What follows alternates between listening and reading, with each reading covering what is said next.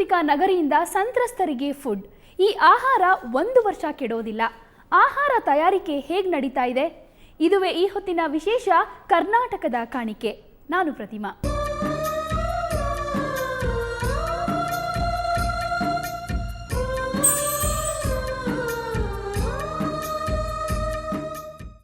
ಉತ್ತರ ಭಾರತವನ್ನ ತಲ್ಲಣಗೊಳಿಸಿರುವ ಜಲಪ್ರಳಯದಿಂದ ಸಂತ್ರಸ್ತರಾದವರಿಗೆ ಸಾಂಸ್ಕೃತಿಕ ನಗರಿ ಮೈಸೂರಿನಿಂದ ಆಹಾರ ಪೂರೈಕೆಯಾಗ್ತಿದೆ. ಇಲ್ಲಿನ ರಕ್ಷಣಾ ಆಹಾರ ಸಂಶೋಧನಾ ಪ್ರಯೋಗಾಲಯದಲ್ಲಿ ಚಪಾತಿ ಸೇರಿದಂತೆ ಇನ್ನಿತರ ಆಹಾರಗಳ ತಯಾರಿಕೆ ಸಮರೋಪಾದಿಯಲ್ಲಿ ಸಾಗಿದೆ. ಸುಮಾರು 5 ಟನ್ ಆಹಾರಕ್ಕೆ ಬೇಡಿಕೆ ಬಂದಿರೋದ್ರಿಂದ ನೂರಾರು ಸಿಬ್ಬಂದಿ ಹಗಲು ರಾತ್ರಿ ದುಡಿತಾ ಇದ್ದಾರೆ.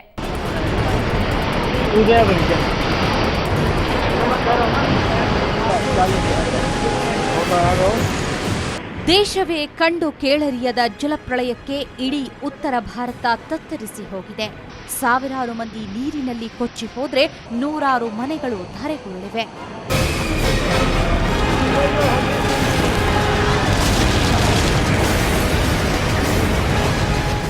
ಇನ್ನು ಲಕ್ಷಾಂತರ ಮಂದಿ ತಿನ್ನಲು ಅನ್ನವಿಲ್ಲದೆ, ಕುಡಿಯಲು ನೀರಿಲ್ಲದೆ ಪರಿತಪಿಸುತ್ತಿದ್ದಾರೆ. ಈ ಜನರ ಜೀವ ಉಳಿಸುವ ಸಲುವಾಗಿ ಮೈಸೂರಿನ ರಕ್ಷಣಾ ಆಹಾರ ಸಂಶೋಧನಾ ಪ್ರಯೋಗಾಲಯದಿಂದ ಆಹಾರ ಪೂರೈಕೆಯಾಗುತ್ತಿದೆ. ಭಾರತ ಸರ್ಕಾರದ ರಕ್ಷಣಾ ಇಲಾಖೆಯ ಅಧೀನದಲ್ಲಿರುವ ಡಿಎಫ್ಆರ್ಎಲ್ಗೆ ಸುಮಾರು 5 ಟನ್ ಆಹಾರ ಪೂರೈಸುವ ಸೂಚನೆ ಗುರುವಾರವೇ ರವಾನೆಯಾಗಿದೆ. ಇದಕ್ಕಾಗಿ ಇಲ್ಲಿನ ಸಿಬ್ಬಂದಿ ವಾರದ ರಜೆಯನ್ನ ಬಿಟ್ಟು ಬೆಳಿಗ್ಗೆಯಿಂದ ಸಂಜೆವರೆಗೆ ದುಡಿಯುತ್ತಿದ್ದಾರೆ. ಉತ್ತರ ಭಾರತ ಜನರ ಮುಖ್ಯ ಆಹಾರ ಚಪಾತಿ ಆಗಿರೋದ್ರಿಂದ ಅದನ್ನೇ ಹೆಚ್ಚಾಗಿ ತಯಾರಿಸಲಾಗುತ್ತಿದೆ. ಮಾಮೂಲಿ ಅದಕ್ಕೆ ನೀರು ಉಪ್ಪು ಬಿಟ್ಟರೆ ಇನ್ನೇನು ಬಳಸಲ್ಲ. ಯಾವುದೇ ರೀತಿ ಕೆಮಿಕಲ್ ಅಥವಾ ರಾಸಾಯನಿಕ ವಸ್ತುಗಳನ್ನ ಬಳಸೋದಿಲ್ಲ. ನಾವು ಇದನ್ನು ಮಾಡಿ ಇದರಲ್ಲಿ ಮಿಷಿನ್ ಇದೆ. ಇದರಲ್ಲಿ 5 ರಿಂದ 6 ಚಪಾತಿ 1 ಗಂಟೆ ಬರುತ್ತೆ. ಪ್ರತಿಯೊಂದು ಚಪಾತಿ ತಗೊಂಡು 40 ಗ್ರಾಮ್ಗೆ ಸೆಟ್ ಮಾಡಿರ್ತೀವಿ. ಅಲ್ಲಿ ಇದೇ ಥರ ಅಲ್ಲೂ ಮಾಡ್ತೀವಿ. ಆ ತವದಲ್ಲಿ ಮಾಡಿದ್ರೆ ಅದು 40 ಗ್ರಾಮ್ ಇರುತ್ತೆ. ನಾರ್ಮಲ್ ಆಗಿ ನಾವು ಮನೇಲಿ ಮಾಡೋ ಚಪಾತಿ 24 ಗಂಟೆಯಿಂದ 36 ಗಂಟೆ ಒಳಗೆ ಎಲ್ಲ ಹಾಳಾಗ್ಬಿಡುತ್ತೆ. ಅದು ಫಂಗಲ್ ಗ್ರೋತ್ ಬಂದ್ಬಿಡುತ್ತೆ. ಬಟ್ ನಾವು ಇಲ್ಲಿ ಮಾಡೋ ಚಪಾತಿ ಸೋಲ್ಜರ್ಸ್ಗೆ, ಸೈನಿಕರಿಗೆ ಕಳಿಸ್ತೀವಿ. ಇದು 1 ವರ್ಷದ ಕಾಲ ಏನೂ ಕೆಡದೆ ಹಾಗೆ ಸುರಕ್ಷಿತವಾಗಿರುತ್ತೆ. ಇದಕ್ಕೆ ಯಾವುದೇ ರೀತಿ ಫ್ರಿಡ್ಜ್ ಅಥವಾ ಶೀತಲೀಕರಣ ಏನು ಬೇಕಾಗಿಲ್ಲ. ನಾರ್ಮಲ್ ಟೆಂಪರೇಚರ್ ಸಹ ಇದು 1 ವರ್ಷದ ತನಕ ಕೆಡದೆ ಆಗಿಲ್ಲ. ಇನ್ನು ಚಪಾತಿಗೆ ಬೇಕಾದ ದಾಲ್ ಹಾಗೂ ಉಪ್ಪಿಟ್ಟು, ವೆಜಿಟೇಬಲ್ ಪಲಾವ್ನಂತಹ ಇನ್ಸ್ಟಂಟ್ ಫುಡ್ ಕೂಡ ತಯಾರಿಸಲಾಗುತ್ತಿದೆ.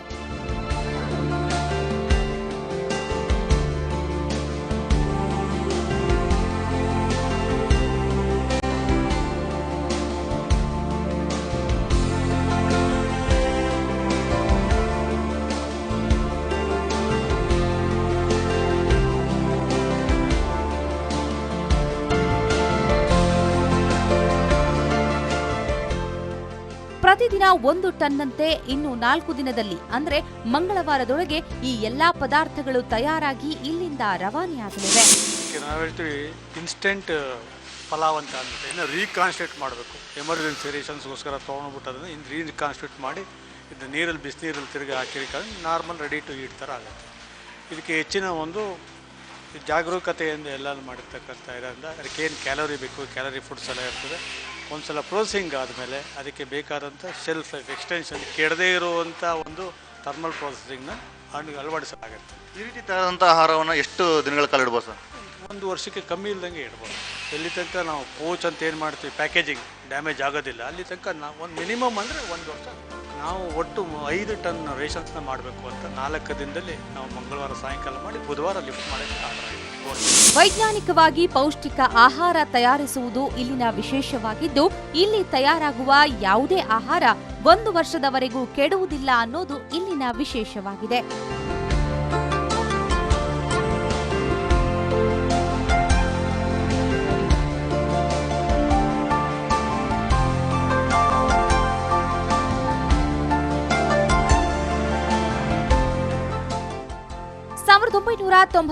ಡಿಸೆಂಬರ್ 28ರಂದು ಪ್ರಾರಂಭವಾಯಿತು. ನಿತ್ಯ ಗಡಿ ಕಾಯುವ ಸೈನಿಕರಿಗೆ ಆಹಾರ ತಯಾರಾಗಲಿದ್ದು, ಸುನಾಮಿ, ಪ್ರವಾಹದಂತಹ ರಾಷ್ಟ್ರೀಯ ವಿಪತ್ತುಗಳು ಉಂಟಾದಾಗ ಇಲ್ಲಿಂದ ಆಹಾರ ಸರಬರಾಜಾಗುತ್ತೆ. ಈ ಮೂಲಕ ಜಲಪ್ರಳಯದಿಂದ ನೆಲೆ ಕಳೆದುಕೊಂಡ ಸಂತ್ರಸ್ತರಿಗೆ ಅರಮನೆ ನಗರಿ ಮೈಸೂರು ನೆರವಾಗುತ್ತಿದೆ. ಮೈಸೂರಿನಿಂದ ಕ್ಯಾಮರಾಮನ್ ನವೀನ್ ಜೊತೆ ಸೋಮಶೇಖರ್, ಸುವರ್ಣ ನ್ಯೂಸ್.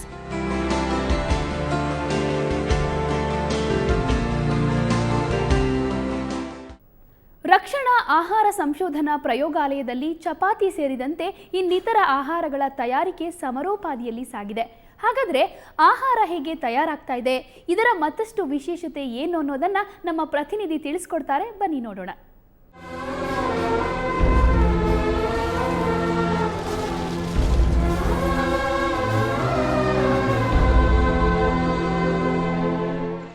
ದೇಶವನ್ನ ತಲ್ಲಣಗೊಳಿಸಿರ್ತಕ್ಕಂಥ ಉತ್ತರ ಭಾರತದ ಜಲಪ್ರಳಯಕ್ಕೆ ಲಕ್ಷಾಂತರ ಮಂದಿ ಬೀದಿ ಪಾಲಾಗಿದ್ದಾರೆ. ಅನ್ನ ನೀರು ಇಲ್ಲದಂತೆ ಈ ಜನ ಪರಿತಪಿಸ್ತಾ ಇದ್ದಾರೆ.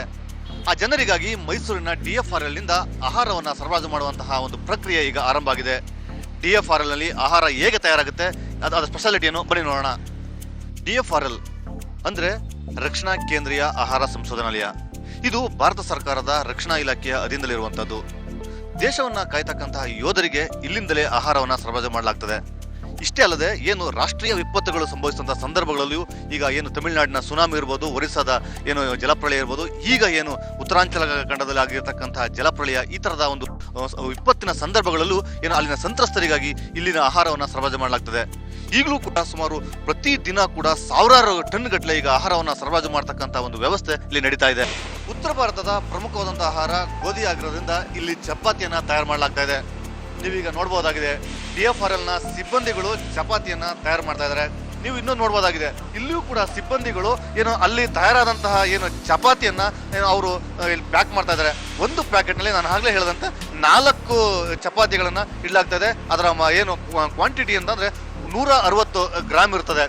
ಇದನ್ನ ಏನು ಥರ್ಮಲ್ ಏನು ಅಲ್ಲಿ ಪ್ರೊಸೆಸಿಂಗ್ ಥರ್ಮಲ್ ಪ್ಲಾಂಟ್ ನಲ್ಲಿ ಪ್ರೊಸೆಸಿಂಗ್ ಮಾಡುತ್ತೆ. ಈ ರೀತಿ ಪ್ರೊಸೆಸಿಂಗ್ ಮಾಡೋದ್ರಿಂದ ಯಾವುದೇ ಕಾರಣಕ್ಕೂ 1 ವರ್ಷಗಳ ಕಾಲ ಆಹಾರ ಕೆಡುವಂಥದ್ದೇ ಇಲ್ಲ. ಈ ರೀತಿ ಕಾರ್ಮಿಕರು ಅಷ್ಟೇ ಅಲ್ಲದೆ ಇನ್ನೂ ಒಂದು ಕಡೆ ಯಂತ್ರಗಳ ಮೂಲಕವೂ ಕೂಡ ಚಪಾತಿಯನ್ನ ತಯಾರು ಮಾಡಲಾಗ್ತದೆ. ಅದನ್ನು ತೋರಿಸ್ಕೊಡ್ತೀನಿ ಬನ್ನಿ. ಒಂದು ಕಡೆ ಕಾರ್ಮಿಕರು ಚಪಾತಿಯನ್ನ ತಯಾರು ಮಾಡ್ತಿದ್ದಾರೆ, ಮತ್ತೊಂದು ಕಡೆ ಯಂತ್ರಗಳ ಮೂಲಕವೂ ಕೂಡ ಏನು ಚಪಾತಿಯನ್ನ ತಯಾರು ಮಾಡಲಾಗ್ತದೆ. ನೀವೀಗ ನೋಡ್ತಾ ಇದ್ರಿ, ಚಪಾತಿ ಹಿಟ್ಟನ್ನ ಇಲ್ಲಿ ಕಲಿಸಲಾಗ್ತಾ ಇದೆ. ಈ ರೀತಿ ಕಲಿಸಿದಂತಹ ಚಪಾತಿ ಹಿಟ್ಟನ್ನ ಈ ಯಂತ್ರಗಳ ಮೂಲಕ ಅಂದ್ರೆ ಬಿಸಿ ಅದೇ ಏನು ಹೀಟ್ಗಳನ್ನ ಮಾಡ್ಕೊಳ್ಳುವಂತ ಮೂಲಕ ಚಪಾತಿ ತಯಾರು ಮಾಡ್ತದೆ. ಮೇಲ್ಭಾಗದಲ್ಲಿ ಏನು ಚಪಾತಿ ಹಿಟ್ಟನ್ನ ಆಗ್ತಾ ಇದೆ, ಅದನ್ನ ಇಲ್ಲಿ ಚಪಾತಿ ಒಟ್ಟು ಮತ್ತೆ ಕೆಳಗಡೆಯಿಂದ ಬಂದು ಎಲ್ಲ ಹಂತವಾಗಿ ಚಪಾತಿಗಳು ಬಂದು ಇಲ್ಲಿ ಸ್ಟಾಕ್ ಆಗ್ತದೆ. ಸುಮಾರು ಇಲ್ಲಿ ಮಾಹಿತಿಯ ಪ್ರಕಾರ 1 ಗಂಟೆಗೆ 500 ಚಪಾತಿಯನ್ನ ತಯಾರು ಮಾಡ್ತಾರೆ ಅಂತ ಹೇಳಲಾಗ್ತಾ ಇದೆ. ಚಪಾತಿ ತಯಾರಿಕೆ ಹಾಗೂ ಅದರ ವಿಶೇಷತೆ ಬಗ್ಗೆ ಮಾತಾಡೋದಕ್ಕೆ ಇಲ್ಲಿನ ಟೆಕ್ನಿಕಲ್ ಆಫೀಸರ್ ಜೊತೆ ಇದ್ದಾರೆ. ಸರ್ ನಮಸ್ಕಾರ. ಈ ಚಪಾತಿ ತಯಾರಿಕೆ ಹೇಗೆ ನಡೀತದೆ ಸರ್ ಇಲ್ಲಿ?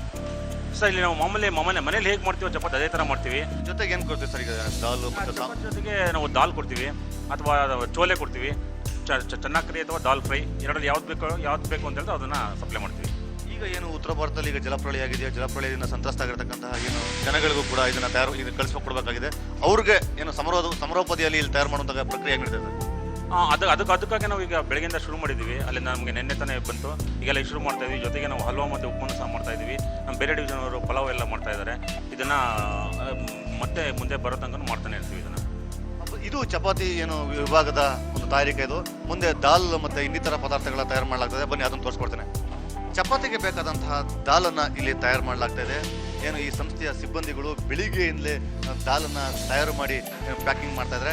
ಒಂದು ಪ್ಯಾಕ್ನಲ್ಲಿ ಸುಮಾರು 200 ಗ್ರಾಮ್ ದಾಲ್ ಇರ್ತದೆ. ಈ ಥರ ಪ್ಯಾಕನ್ನು ಏನು ಫಿಲ್ ಮಾಡಿದಂತಹ ಪ್ಯಾಕನ್ನು ಈ ರೀತಿ ಇಲ್ಲಿ ಸೀಲನ್ನು ಮಾಡಲಾಗ್ತದೆ. ಈ ರೀತಿ ಸೀಲ್ ಮಾಡಿದಂತಹ ಪ್ಯಾಕನ್ನು ಅಂದರೆ ಈ ರೀತಿ ತಯಾರಾದಂಥ ಆಹಾರ ಯಾವುದೇ ಕಾರಣಕ್ಕೂ ಕೆಡದಂತೆ ನೋಡಿಕೊಳ್ಳುವಂಥ ಸಲುವಾಗಿ ಪಕ್ಕದ ವಿಭಾಗದಲ್ಲಿ ಥರ್ಮಲ್ನಲ್ಲಿ ಅದನ್ನು ಏನು ಸಂಸ್ಕರಣೆ ಮಾಡಲಾಗ್ತದೆ. ಈ ಬಗ್ಗೆ ಅಂದರೆ ಈ ಏನು ದಾಲ್ ತಯಾರಿಕೆ ಮತ್ತು ಥರ್ಮಲ್ ಇಲ್ಲಿನ ವಿಶೇಷತೆ ಬಗ್ಗೆ ನಾನು ಮಾತಾಡೋದಕ್ಕೆ ಇಲ್ಲಿನ ಅಧಿಕಾರಿಗಳಿದ್ದಾರೆ. ಸರ್ ನಮಸ್ಕಾರ. ಒಂದು ಪ್ಯಾಕೆಟ್ನಲ್ಲಿ ಯಾವ್ಯಾವ ಪದಾರ್ಥಗಳು ಇರ್ತವೆ? ಇಲ್ಲಿ ಚಪಾತಿ, ಈ ಪಲಾವ್, ವೆಜಿಟೇಬಲ್ ಪಲಾವ್, ಸೋಜಿ ಹಲ್ವಾ, ಆಮೇಲೆ ದಾಲ್, ಚಪಾತಿಗೋಸ್ಕರ ದಾಲ್, ಉಪ್ಮಾ, ಆಮೇಲೆ ಹಲ್ವಾ. ಇದು ಏನು ಆಹಾರ, ಇಲ್ಲಿನ ಆಹಾರವನ್ನು ತಯಾರು ಮಾಡ್ತಾ ಇರ್ತಕ್ಕಂತಹ ವಿಧಾನ. ಯಾವುದೇ ಕಾರಣಕ್ಕೂ ಇಲ್ಲಿ ಆಹಾರಗಳು ಕೆಡದಂತೆ ನೋಡಿಕೊಳ್ಳುವಂಥದ್ದು ಇದರ ಸ್ಪೆಷಾಲಿಟಿ ಆಗಿದೆ. ಅದೇ ರೀತಿ ಏನೀಗ ಜಲಪ್ರಳಯದಿಂದ ಸಂತ್ರಸ್ತ ಆಗಿರ್ತಕ್ಕಂಥ ಜನಗಳಿಗೆ ಮುಂದಿನ ಮಂಗಳವಾರದಿಂದ ಇಲ್ಲಿನ ಆಹಾರ ಸರಬರಾಜಾಗುತ್ತೆ. ಇದು ಇಲ್ಲಿನ ಏನು ಸ್ಪೆಷಾಲಿಟಿ. ಮೈಸೂರಿನಿಂದ ಕ್ಯಾಮರಾಮನ್ ನವೀನ್ ಜೊತೆ ಸೋಮಶೇಖರ್, ಸುವರ್ಣ ನ್ಯೂಸ್.